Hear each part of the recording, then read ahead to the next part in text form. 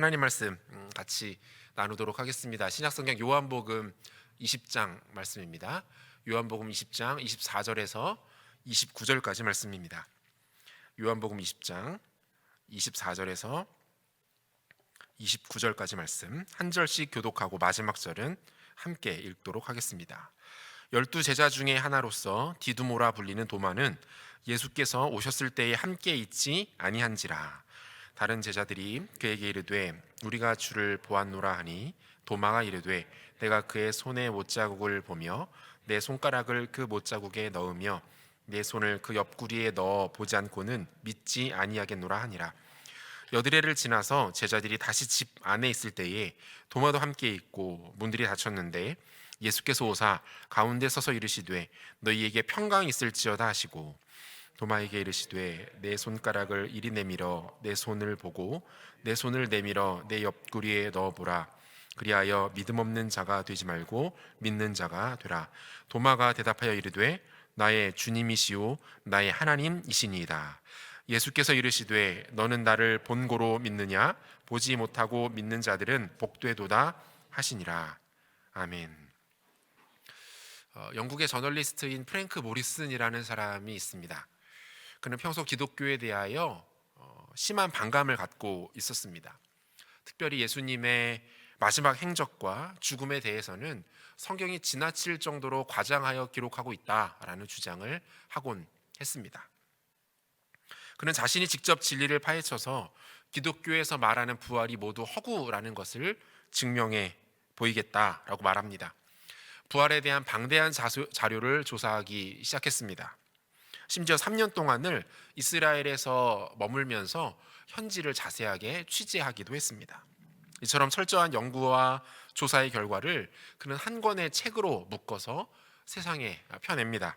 1982년에 출판된 누가 돌을 옮겼는가라는 책이 바로 그 책인데요. 놀라운 것은 이 저자인 프랭크 모리슨이 처음 이 책을 쓰기 시작한 의도와는 정반대의 결론이 이 책을 통해 나왔다라는 것입니다. 이 책의 마지막 문단은 이렇게 마무리되고 있습니다. 그러므로 사도신경에서 많은 논쟁의 대상이 되었던 문장, 즉 사흘 만에 죽은 자 가운데서 다시 살아나시며 라는 말은 매우 강한 역사적 근거를 가지고 있으며 저자의 견해로는 그 근거가 매우 확실하다. 여러분, 이 책의 결론이 어떻게 맺어지고 있습니까? 저자는 이 책의 결론을 어떻게 맺고 있나요? 예수의 부활에 대한 근거는 매우 빈약하다. 그 근거를 찾을 수 없다. 이렇게 말하지 않아요. 그가 예수의 역사적 부활에 대해서 수많은 연구와 조사, 취재 끝에 내린 결론은 그의 굳은 신념과는 정반대되는 내용이었습니다. 그의 생각을 송두리째 뒤엎는 결과가 나오게 되었다라는 것이죠. 그는 지금 이렇게 말하고 있는 겁니다. 부활은 실제 있었던 역사적 사건이며 그것을 뒷받침할 만한 근거는 이미 충분하다. 예수는 죽지 않았다. 예수는 죽지 않았다. 그가 방대한 자료를 조사하고 3년 동안 이스라엘, 예루살렘에 머물면서 부활에 대하여 추적한 결과 그가 남길 수 있었던 마지막 결론은 이것이었습니다. 예수의 부활은 사실이다. 예수 그리스도는 죽지 않았다. 처음에는 부활을 믿지 않았지만 결국은 예수님의 부활을 부정할 수 없게 된 케이스인 것이죠. 오늘 우리가 읽은 이 본문에도 동일한 믿음의 패턴을 보이는 한 인물이 등장하고 있습니다. 예수님의 제자 중 한 사람이었던 도마인데요. 예수님이 부활하신 직후 그는 예수님께서 말씀대로 다시 살아나셨다라는 이야기를 전해 듣게 됩니다. 하지만 그는 믿지 않았습니다. 그리고 아주 조심스럽게 자신만의 방식으로 이 예수의 부활을 찾아 나가기 시작합니다. 오늘은 우리가 이 과정을 함께 좀 살펴보려고 하는데요. 도마의 믿음이 어떻게 변화되고 있는지, 그리고 주님께서는 이 변화를 어떻게 인식하시고 그를 이끌어 가시는지를 잘 한번 묵상해 보면서 오늘 우리에게 주시는 부활의 의미, 가치, 그리고 그 능력을 나누어 보고자 합니다. 성경에서 예수님의 부활 사건만큼 다양하고 역동적으로 기록된 내러티브는 없습니다. 복음서를 기록한 4명의 저자들은 다양한 인물이 부활을 경험하는 모습을 매우 다양하고 입체적으로 조명하고 있어요. 크게 3가지 유형으로 구분해 볼 수 있을 것 같은데요. 첫 번째는 부활하신 예수님을 직접 만난 사람들이 있었다라는 겁니다. 특별히 막달라 마리아는요, 부활하신 예수님을 가장 처음으로 만난 사람으로 기록이 되어 있습니다. 요한복음 20장 14절에서 16절까지의 말씀을 보니까 이렇게 되어 있어요. 이 말을 하고 뒤로 돌이켜 예수께서 서 계시는 것을 보았으나 예수이신 줄은 알지 못하더라. 예수께서 이르시되 여자여 어찌하여 울며 누구를 찾느냐 하시니 마리아는 그가 동산지기인 줄 알고 이르되 주여 당신이 옮겼거든 어디 두었는지 내게 이르소서. 그리하면 내가 가져가리이다. 예수께서 마리아야 하시거늘 마리아가 돌이켜 히브리 말로 라보니 하니 이는 선생님이라는 말이라. 여러분, 참 인상적인 장면이 아닐 수 없는데요. 마리아는 자신이 대화를 나누고 있는 그 대상이 부활하신 주님이라는 것을 처음에는 깨닫지 못했습니다. 주님께서 그녀의 이름을 불러주시자 그때 비로소 그녀의 눈이 열리고 예수님을 알아보게 됩니다. 마리아는 주님께 라보니라고 부릅니다. 라보니. 평소 그가 예수님을 부를 때 사용했던 호칭이었던 것으로 보여져요. 여러분, 뭡니까? 마리아는 지금 이 호칭을 통해서 자신의 눈앞에 서 계신 그분이 환상이나 어떤 영적인 존재가 아니라 육체로 부활하신 그 예수, 자기가 이전까지 알고 지내며 사랑하며 섬기며 모셔왔던 그 예수 그리스도라는 사실을 확인하고 고백하고 있는 것이죠. 직접 예수님을 본 그녀가 예수의 부활을 믿지 못했을 리는 없습니다. 두 번째 유형은요, 천사를 통해서 알게 된 사람들이 있었습니다. 이 사람들은 또다시 두 부류로 나누어지는데요. 첫 번째는 천사들을 통해서 예수의 부활 소식을 듣고 그 사실을 믿게 된 사람들이 있었어요. 예수님의 시신에 향품을 바르기 위해 무덤을 찾았던 소수의 여인들이 바로 그렇습니다. 누가복음 24장을 보면요, 이 무덤이 비어있는 것을 보고 근심하는 여인들을 본 천사가 그녀들에게 이렇게 말합니다. 누가복음 24장 5절 하반절부터 6절까지 말씀 보니까요, 어찌하여 살아있는 자를 죽은 자 가운데서 찾느냐? 여기 계시지 않고 살아나셨느니라. 갈릴리에 계실 때에 너희에게 어떻게 말씀하셨는지를 기억하라. 이렇게 돼 있어요.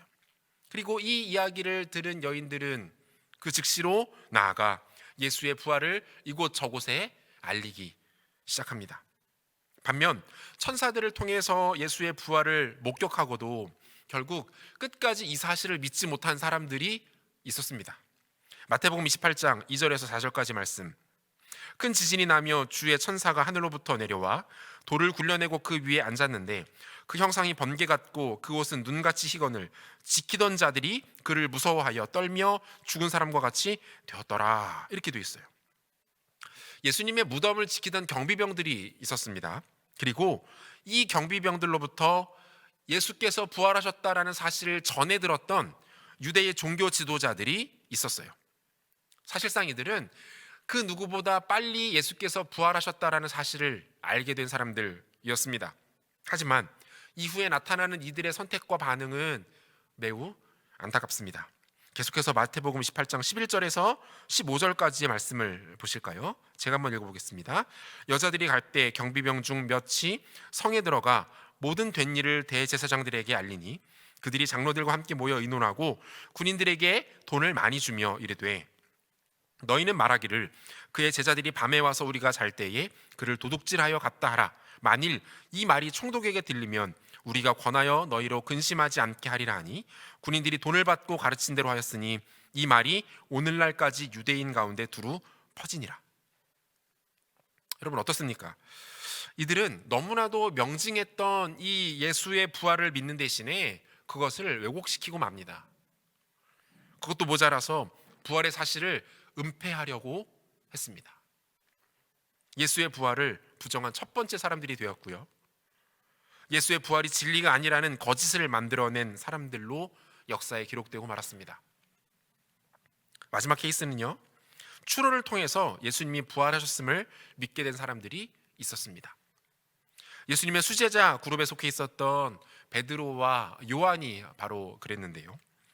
예수님의 시신이 사라졌다는 이야기를 들은 베드로와 요한이 급하게 무덤으로 달려갑니다.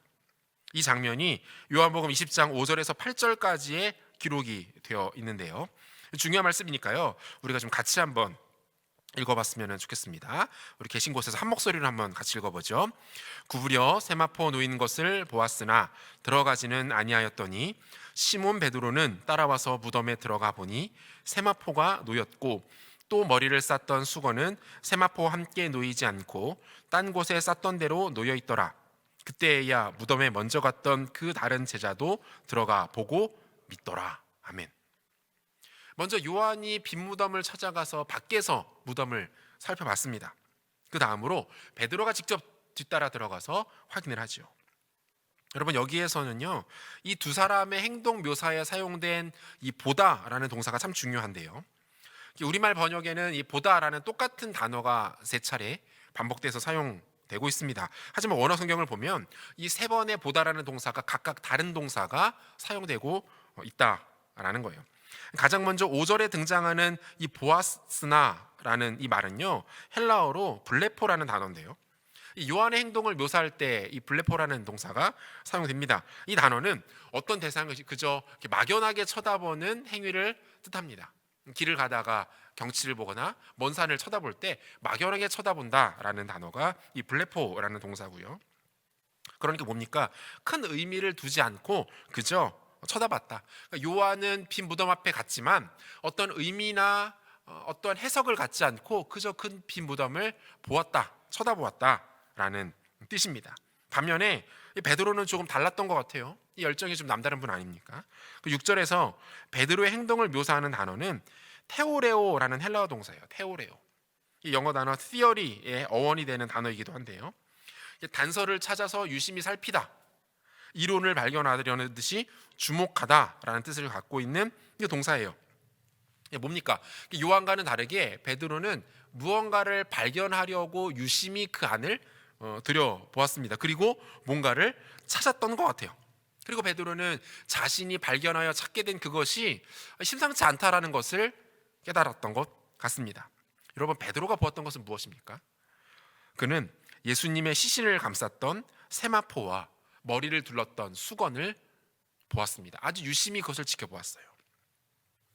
고대 이스라엘에서는 사람이 죽으면 그 방향성 수액에 흠뻑 적신 긴 세마포띠로 시신을 머리부터 발끝까지 둘둘 꼼꼼하게 감쌌습니다.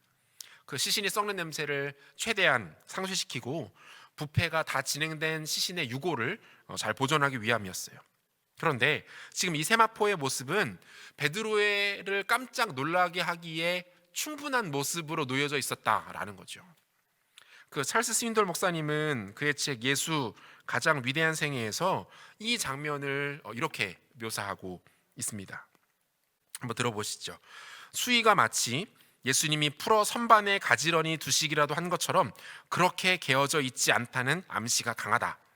머리 수건을 기술할 때 쓰인 단어에는 식탁 냅킨처럼 납작하게 접은 네모 모양이 아니라 어떤 물체를 둘둘 감은 형태이되 그 속의 물체는 더 이상 없는 공 모양의 천이라는 뜻이 내포되어 있다.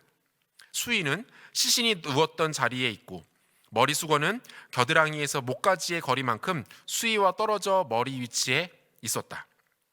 속의 몸의 형체는 그대로 남아있고 몸만 간 곳이 없었다. 여러분, 이 묘사가 머릿속에 좀 이렇게 좀 그려지십니까? 무엇을 의미하는지 아시겠어요? 이런 겁니다. 만에 하나 누군가 예수님의 시신을 훔쳐갔다면 세마포도 남아있지 않아야 합니다. 아니면 세마포가 다 풀어져 있어야겠죠. 하지만 지금 이 장면은 어떤 상태를 묘사하고 있는 겁니까? 시신이 세마포로 쌓여있는 그 상태에서 마치 시신만 그대로 증발해 버린 듯한 모습이라는 거예요. 둘둘 쌓여져 있는 상태에서 그 안에 내용물만 사라져서 쌌던 세마포가 그대로 눌러 앉아버린 상태, 그것이 지금 베드로가 본 그 모습이었다라는 거죠. 베드로는 지금 이 장면을 보았고 이 장면에 대해서 곰곰이 생각하고 있었던 겁니다. 베드로의 이 반응이 심상치 않았는지 요한 역시 다시 무덤 안으로 들어갑니다. 그리고 동일한 장면을 보게 됩니다. 마지막 세 번째 동사 에이돈이라는 단어가 여기에 사용돼요. 이 에이돈이라는 단어는요, 지각하다, 이해하고 깨닫다, 확실히 알게 되다 라는 뜻이에요. 8절 다시 한번 보실까요? 그때야 무덤에 먼저 갔던 그 다른 제자도 들어가 보고 믿더라. 에이돈이라는 단어는요, 믿는 수준에 이르는 봄입니다. 믿음에 이르는 봄, 믿음에 이르는 지각이 생기게 되었다라는 것을 의미하는 거예요. 베드로와 요한은 부활하신 예수님을 아직 만나지 못했습니다. 천사들로부터 어떤 부활의 소식을 직접 전해들은 것도 아닙니다. 하지만 그들은 빈 무덤을 보았습니다. 본 것을 바탕으로 추론했고 그 결과 예수의 부활을 믿게 되었던 것이죠.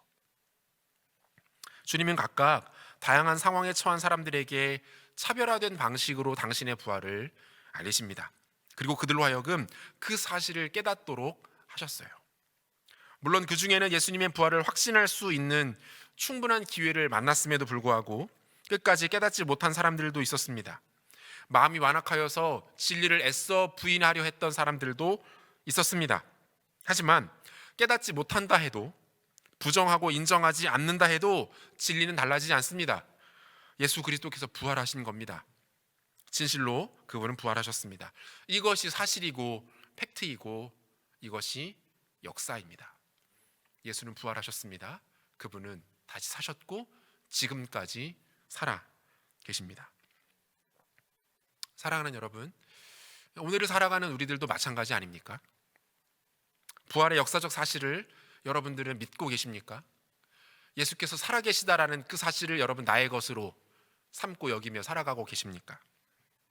우리가 믿고 따르는 예수는 역사책 한 페이지에 등장하는 과거 어느 시점의 인물이 아니라 부활하셔서 지금도 살아 역사하시는 살아계신 하나님이 맞으십니까? 이에 대한 대답은 우리의 단순한 고백이나 다짐으로만 할 수 있는 것이 아닙니다. 우리의 삶 전체로 우리는 이 고백을, 이 대답을 해야 합니다. 삶의 방향성과 우리 삶의 경향성으로 대답할 수 있는 문제라는 것이죠. 예수가 지금도 살아계시고 부활하신 하나님이시라면 그분을 믿는 우리 역시 주와 함께 부활하게 될 것임을 확신한다면 결정적으로 우리는 우리가 살아가고 있는 오늘의 이 땅을 조금은 다른 모습으로 살아갈 수밖에 없습니다. 부활을 만나고 경험하고 확신한 사람은 그 시간 이후부터 어떤 삶을 살아갈 수 있게 됩니까? 그는 종말론적인 삶을 살아갈 수 있게 됩니다. 종말론적인 삶. 여러분, 이 종말론적이다라는 말을 우리가 이제 많이 사용하는데요. 이게 무슨 뜻입니까? 표현은 거창한데 의미는 아주 단순합니다. 종말론적이다라는 말은요, 무슨 뜻이냐면 결과를 알고 있다 이 말이에요. 결과를 보고 있다. 마지막에 될 일들을 이해하고 있다. 이게 종말론적이다라는 말입니다. 끝을 보고 있다라는 말이에요. 여러분, 우리 그리스도인들의 삶이 그렇지 않습니까? 우리는 우리의 끝을 압니다. 우리의 육체는 언젠가 이 땅에서 흙으로 돌아가겠지만 우리의 영혼은 그것으로 끝나지 않습니다. 육체의 죽음은 영혼의 때를 시작하는 첫 관문에 지나지 않아요.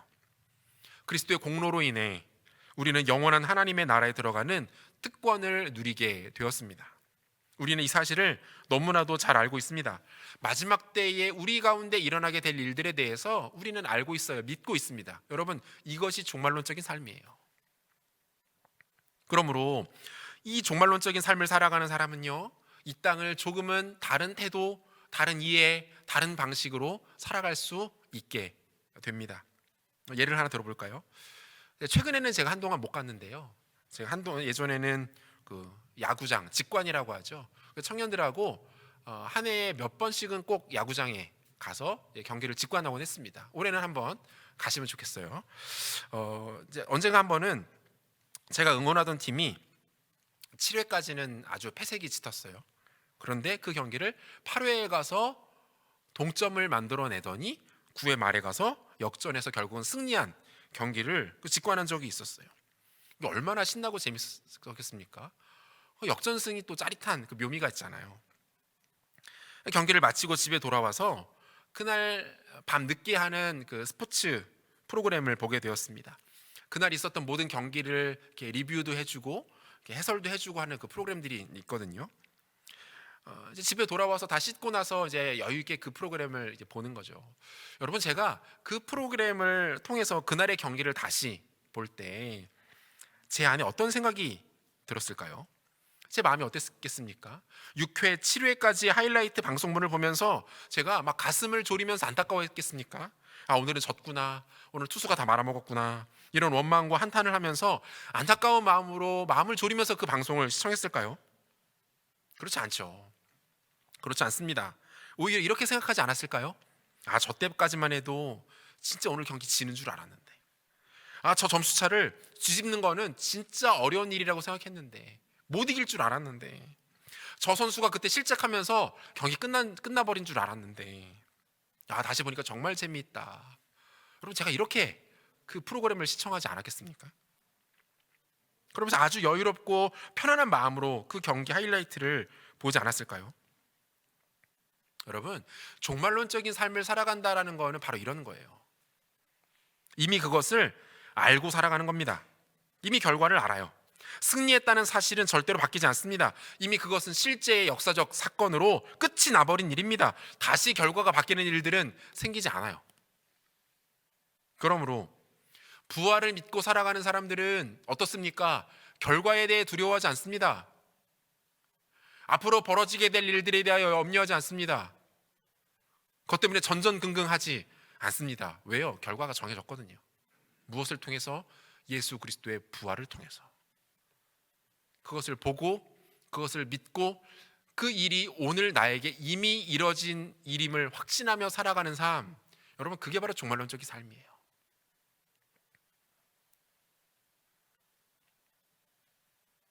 예수께서 이미 부활하셨고 그 부활이 나의 것이 되었습니다.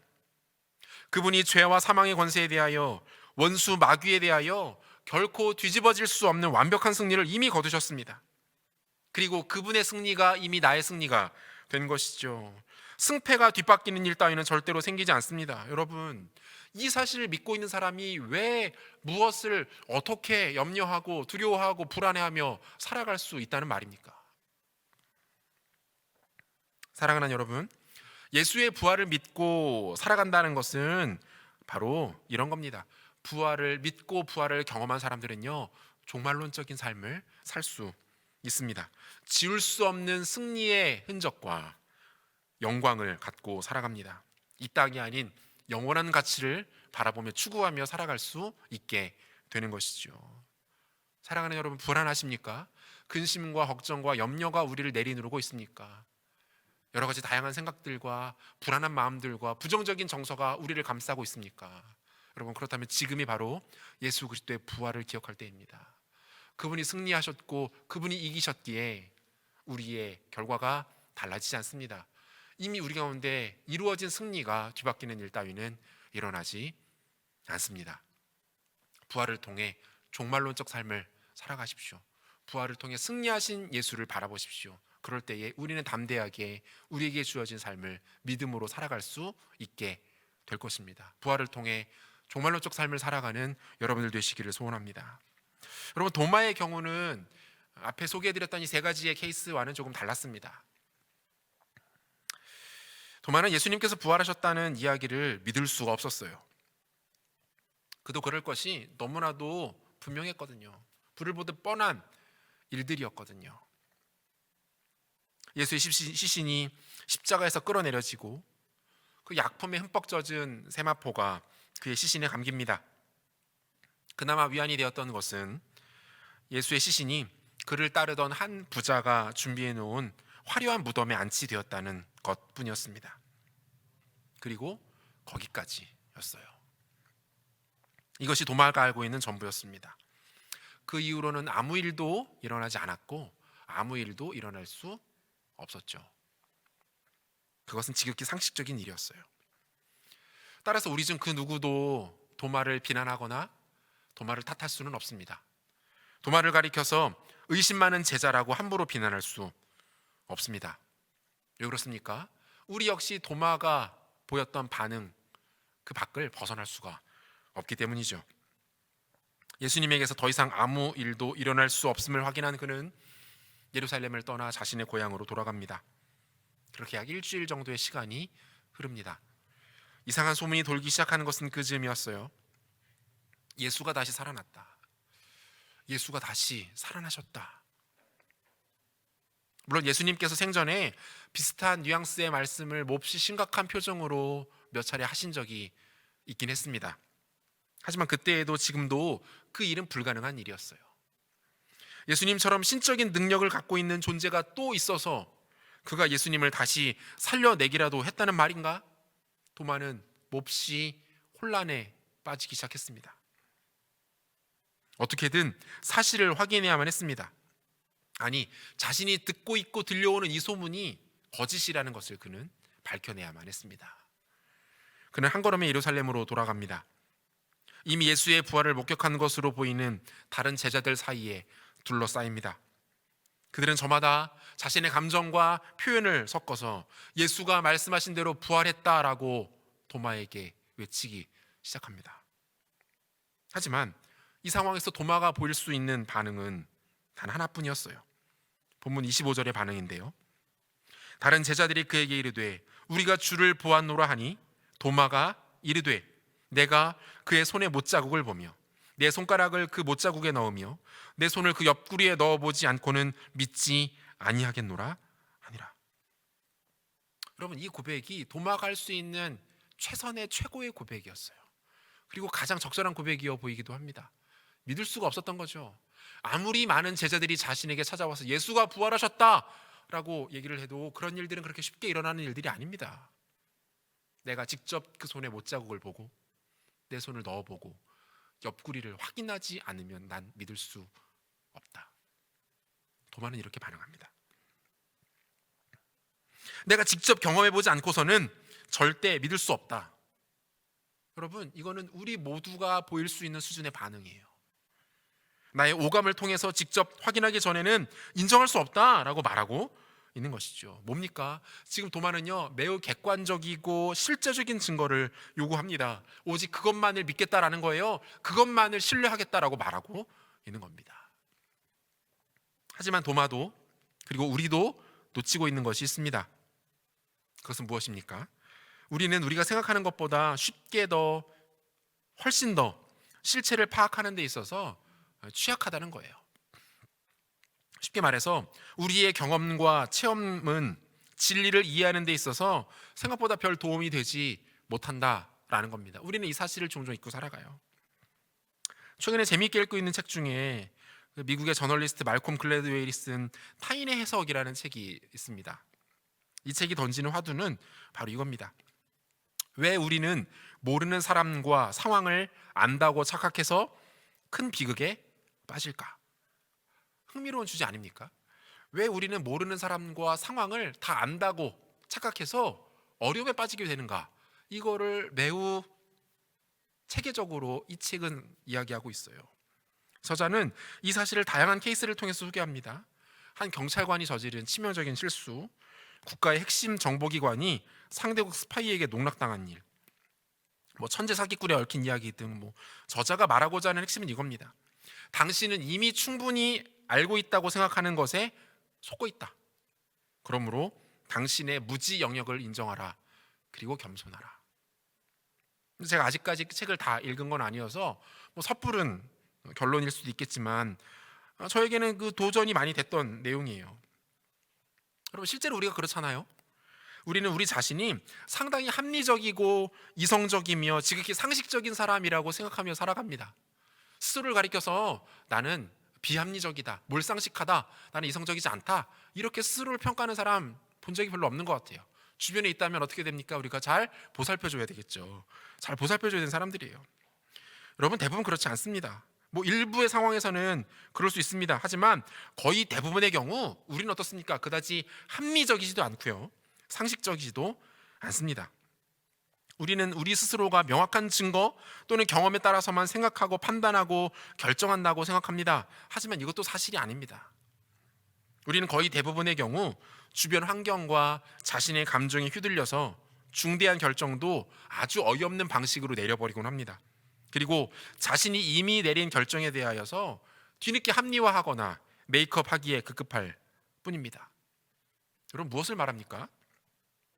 우리가 믿는 것들은 생각보다 믿을 만하지 않아요. 우리가 믿고 있는 것 중에 생각보다 믿지 못할 만한 것들이 많다라는 겁니다.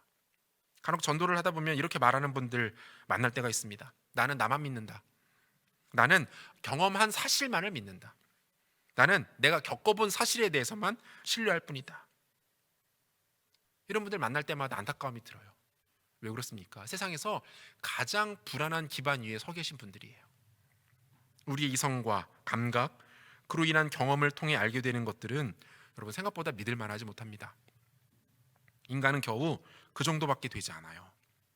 그래서 인간이 결코 떨쳐낼 수 없는 우리 인생의 동반자가 무엇입니까? 불안함 아닙니까? 염려 아닙니까? 근심 아닌가요? 방황 아닙니까? 지금 도마도 보십시오. 매우 불안합니다. 자신이 직접 주의 손의 못자국을 보며 손가락을 그 못자국에 넣어보고 그 손을 옆구리에 넣어봐야만 주의 부활을 믿을 수 있겠다라고 말합니다. 이 말을 할 때의 도마의 목소리는 어땠을까요? 매우 불안하게 떨리고 있었을 것이 분명합니다. 그 눈동자는 좌우로 심하게 흔들리고 있었을 거고요. 온몸에 미세한 경련이 일어났을 수도 있습니다. 이야기를 하는 도마는 지금 불안함과 극도의 두려움을 피할 수가 없었던 거죠. 여러분, 이겁니다. 지금 도마의 모습은 부활을 믿지 못하고 부활의 능력 밖에서 살아가는 인생이 얼마나 피곤하고 위태로운지를 우리에게 잘 보여줍니다.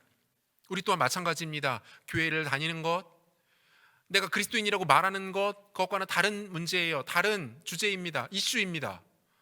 부활을 믿고 그 부활을 내가 직접 살아내지 못하면 우리는 이 두려움과 불안으로부터 결코 자유로울 수 없습니다.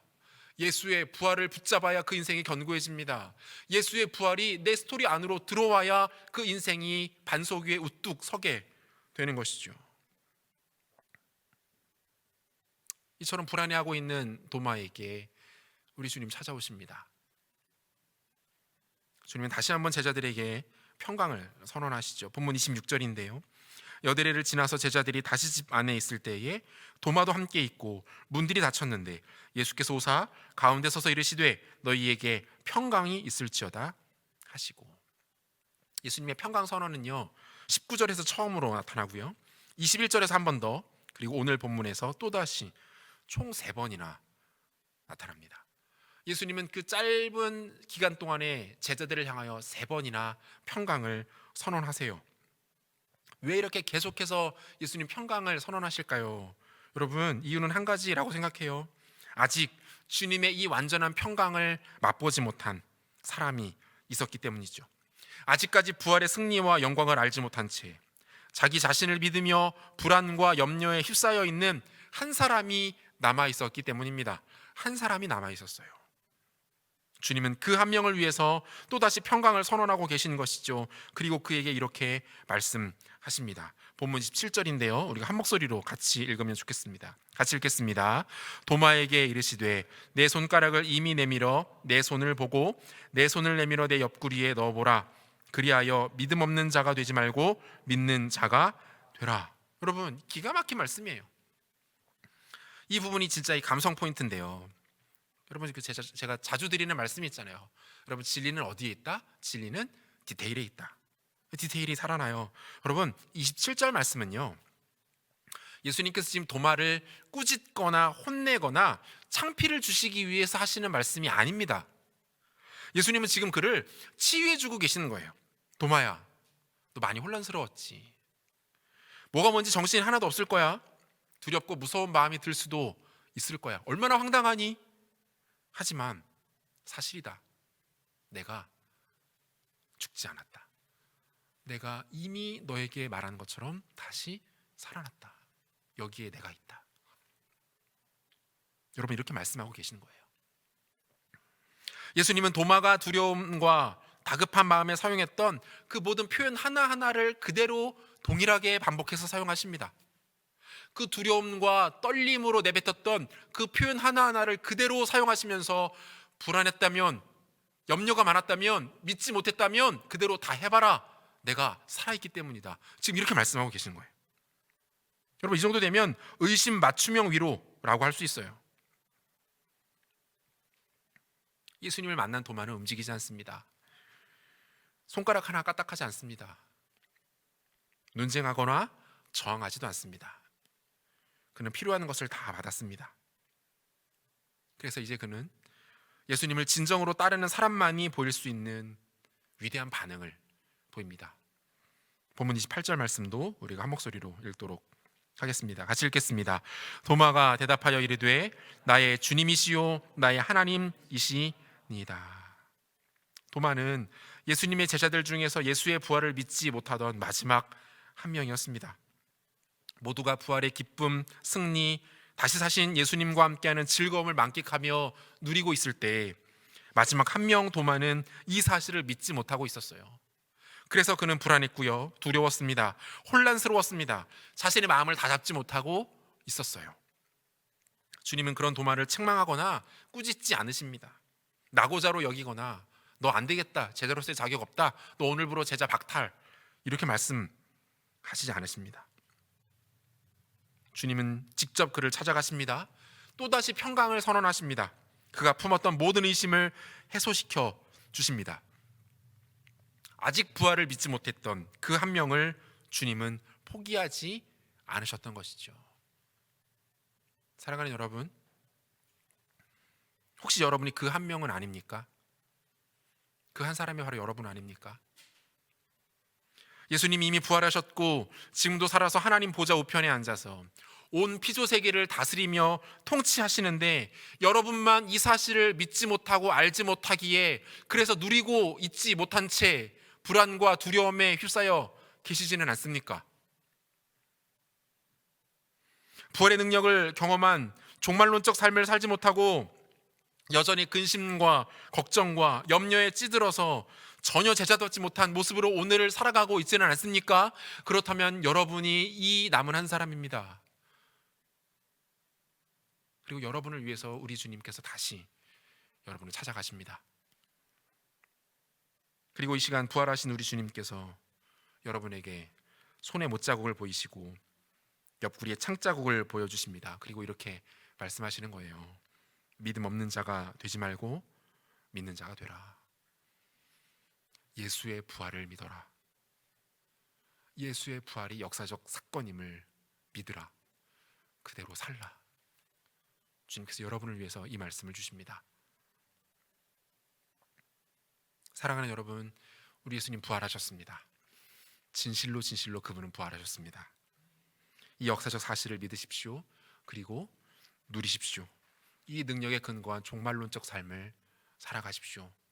부활의 능력을 힘입어 살아가는 우리 모두 되시기를 소원합니다. 말씀 마무리하겠습니다.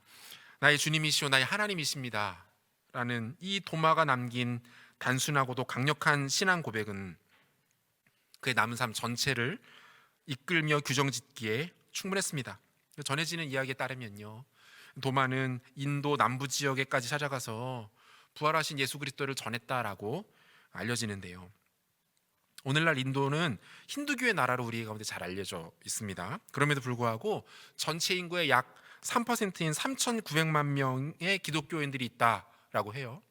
그리고 그 중에서 2천만 명 이상이 첸나이라는 인도 남부 지역에 살고 있는데요, 이 첸나이라는 지역이 바로 도마가 마지막까지 복음을 전하다 순교한 지역이라고 합니다. 여러분, 무엇을 말할까요? 도마가 다른 그 어떤 사도들보다 더 열정적으로 주의 복음을, 부활하신 예수를 전했고 위대한 영향력을 남긴 사도로 자신의 삶을 주께 드렸다라는 것을 알 수 있는 내용입니다. 도마에게서 의심이 사라지자, 그가 다시 한번 부활하신 예수님을 만나자 그의 인생은 완전히 뒤집어졌습니다. 그의 삶을 통해서 놀라운 복음의 흔적이 남게 되었던 것이죠. 아직 한 사람으로 남아 계십니까? 부활의 능력과 영광을 알지 못한 채 두려움과 불안에 휩싸여 살아가는 한 사람으로 남아 계십니까? 2020년의 부활주일, 우리 주께서 못자국 난 손과 창자국 난 옆구리로 여러분을 찾아가십니다. 그분을 만나십시오. 그분의 살아계심을 목도하십시오. 그 부활을 경험하십시오. 부활을 제대로 만난 인생 가운데 나타나는 놀라운 변화가 여러분들의 삶 가운데 나타나게 될 것입니다. 이 부활의 능력을 맛보고 경험하며 살아가는 우리 모두 되시기를 우리 주 예수 그리스도 이름으로 축원합니다. 같이 기도하겠습니다. 오늘 주신 말씀 기억하면서 같이 한번 기도했으면 좋겠는데요. 사랑하는 여러분, 우리 주님 부활하셨습니다. 그분은 진실로 부활하셨습니다. 지금도 살아계셔서 우리를 다스리시고 우리가 예배하는 그 곳에 함께 계시고 우리 아픔과 우리 연약함을 친히 끌어안으시며 함께 아파하시는 분, 바로 부활하신 예수 그리스도이십니다. 이 시간 기도할 때 이렇게 기도했으면 좋겠습니다. 주님, 부활하신 예수님을 내가 만나기를 원합니다. 나에게 찾아오셔서 못자국난 손과 창자국난 옆구리를 보여주시고 믿음 없는 자가 아닌 부활을 믿는 자로 살아갈 수 있는 용기와 담대함을 허락하여 주시옵소서. 부활하신 예수님을 깊이 만나는 복된 인생 살아갈 수 있도록 주님 나를 축복하여 달라고 오늘 말씀 기억하면서 같이 한 목소리를 기도했으면 좋겠습니다. 기도하겠습니다. 고마우신 아버지 하나님, 감사합니다. 우리 주님 부활하셨고 지금도 살아계셔서 하늘 보좌에서 어느 주 만물을 통치하시고 가보는 모든 교회와 사랑하는 주의 백성들을 다스리시고 이끄시는 분이심을 고백합니다. 사랑하는 주님, 하나님 근심과 두려움 가운데 빠져 있었던 영화에게 찾아오셔서 하나님 그에게 다시 당신의 못자국난 손과 창자국난 옆구리를 보이시며 믿음 없는 자가 되지 말고 믿는 자가 되라고 말씀하십니다. 하나님 이 소를 오늘 우리 가운데도 허락하여 주옵소서. 오늘 우리를 만나 주시옵소서. 우리 삶의 한 가운데 찾아와 주셔서 우리를 위로하시고 우리를 키우시고 다시 한번 새롭게 하여 주시고 온전케 하여 주시기를 주님 아들이 소망하며 기도합니다. 아버지 하나님, 아직까지 부활을 깨닫지 못하여 부활을 살지 못하고 부활을 경험하지 못하고 부활을 누리지 못한 채 두려움과 염려 가운데 맞아가고 살아가는 사랑하는 성도들, 우리 청년들이 있으니까 아버지 하나님 저들 가운데 찾아가 주옵소서. 이 시간 만나 주옵소서. 부활하신 주님께서 우리 옆에 계시고 우리 앞에 계시며 우리 함께 하시는 놀라운 일을 경험하고 체험하는 시간 될 수 있도록 하나님 함께 하시고 축복해 주시기를 주님 아들이 소망하며 기도합니다. 은혜를 베풀어 주시옵소서. 우리 말씀 기억하면서 한 번 더 기도했으면 좋겠는데요. 주 안에 사랑하는 여러분, 그리스도의 부활을 믿고 고백하며 살아가는 자들은 종말론적 삶을 살 수 있습니다. 결과가 정해졌기에, 승리의 확신이 있기에, 예수의 승리가 곧 나의 승리이기에 더 이상 그 무엇도 두려워하거나 염려하거나 근심하지 않습니다. 무서워하지 않아요. 주께서 이루신 승리만 바라보며 담대함으로 믿음으로 살아갈 수 있게 됩니다. 여러분, 종말론적 삶을 살고 계십니까? 부활의 능력을 힘입어 살아가고 있습니까? 오늘날 우리를 누르고 있는 두려움과 염려와 불안함과 수많은 문제들이 우리를 절대로 손상할 수 없습니다. 여러분, 이 시간 이 사실을 믿음으로 선포하며 기도하며 나갔으면 좋겠습니다. 그리고 간구합시다. 하나님, 나에게 믿음을 주십시오. 부활의 승리를 허락해 주십시오. 부활의 감격을 허락하여 주옵소서. 예수의 승리가 나의 승리라는 것을 믿고 그 사실에 근거하여 살아가는 믿음의 삶, 담대한 삶, 용기 있는 삶을 허락하여 달라고 우리 다시 한번 기도했으면 좋겠습니다. 기도하겠습니다. 하나님 아버지, 고맙습니다. 아버지 하나님, 감사합니다. 주님을 찬양합니다. 주님께 영광과 권세와 능력을 올려드립니다. 아버지 하나님, 여전히 두려움과 불안 가운데 빠져 살아가는 우리에게 지금 찾아와 주시고 아버지 하나님, 하나님 예수의 부활을 우리 안에 알려주시며 하나님 믿고 승리하는 삶을 허락하여 주시니 감사합니다. 예수께서 이미 부활하셨고 승리하셨기에 우리는 정말로 그 삶을 살아갈 수 있음을 고백합니다. 아버지 하나님, 두려움과 염려 가운데 빠져 살아가지 않게 도와주옵소서. 아버지 하나님, 이미 허락되어진 최후의 승리를 바라보며 믿음으로 살아가는 신실하고 지혜롭고 능력 있는 주님들 될 수 있도록 하나님 안고 축복하여 주시기를 주님 아들이 소망하며 기도합니다.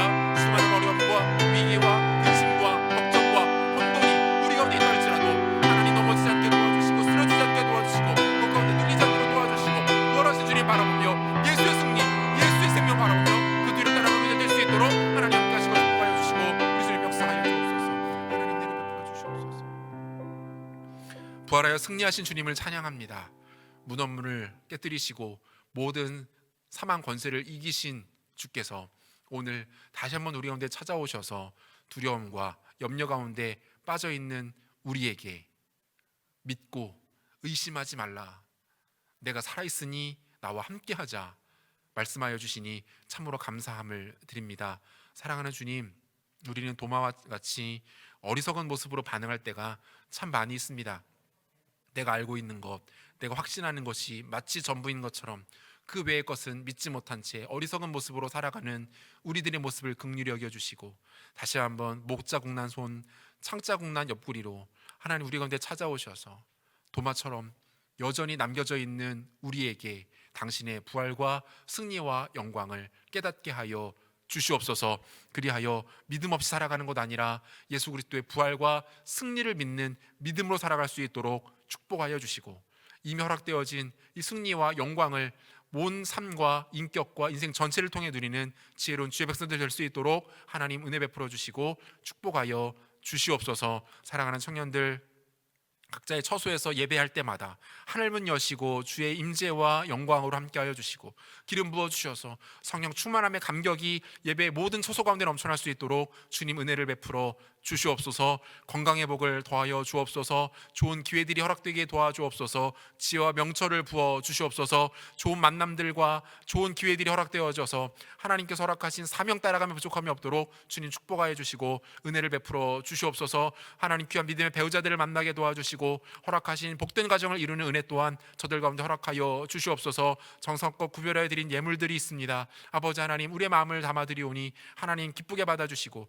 드린 손길 가운데 축복하여 주시고 하늘의 신령한 복과 땅의 기름진 복으로 넘치도록 충만케 하여 주시옵소서. 예물들이 하나님 나라 확장 가운데 쓰여지게 도와주시고 예수의 부활이, 예수의 생명이, 십자가 권세와 능력이 온 열방 가운데 드러나는 영광스럽고 아름다운 일 가운데 쓰일 수 있도록 주님 축복하여 주시옵소서. 지금 우리 주 예수 그리스도의 은혜와 하나님의 사랑하심과 성령의 위로하시고 교통하시는 역사가, 부활하신 예수, 승리하신 예수, 사망과 세 깨뜨리시고 우리 가운데 영원한 부활과 생명으로 함께 하시는 그 예수를 다시 한번 바라보며 담대하게 우리 가운데 주어진 삶을 종말론적 삶으로 살아가기를 사모하며 이 예배에 참여한 사랑하는 청년들 머리 위에, 성도들 머리 위에 각자의 삶의 처소 가운데 이제부터 영원토록 함께 있을지어다. 아멘.